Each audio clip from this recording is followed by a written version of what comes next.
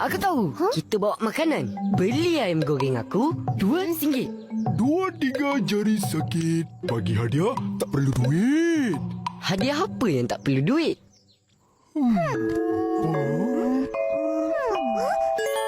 Apa dia?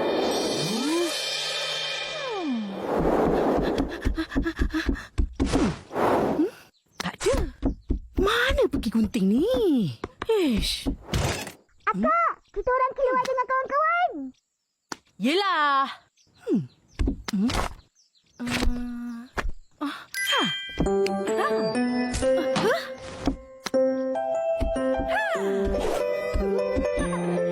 La la la la la la.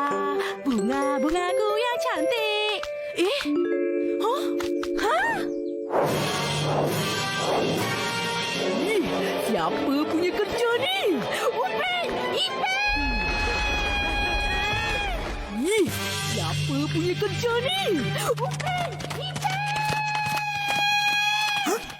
Kau ada dengar suara macam suara akak? Tak ada? Kita ambil bunga ni. Kak Ros tak marah ke? Tak terfikir pula tadi. Satu, dua, Isan! Oh, Isan!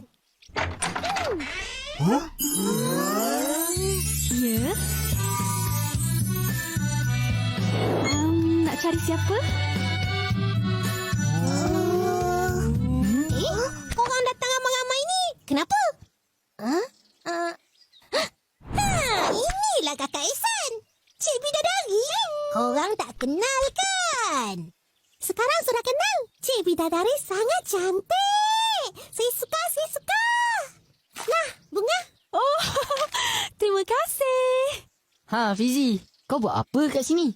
Nak jumpa Cik Bidadari. Dah lama sangat tak jumpa kan? Ya, akak balik ni pun sebab nak bantu Daddy kumpul dana. Fizi, kau tahu ke Cik Bidadari ni kakak Ihsan?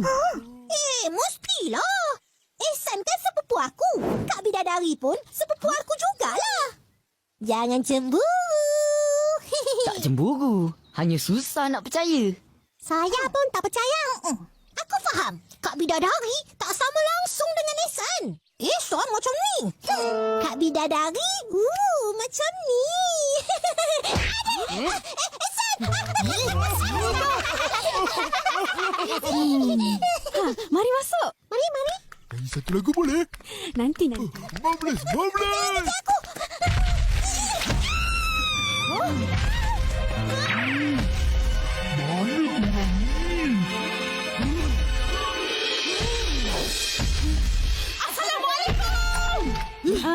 korang. Siapa ni? Hah? Badar! Kau tak ingat aku? Ros? Ini Ros. Lama tak jumpa. Ros, kau tak berubah dari dulu. Sama je sekarang. Tapi kau lagi cantik. Ya ke? Ya.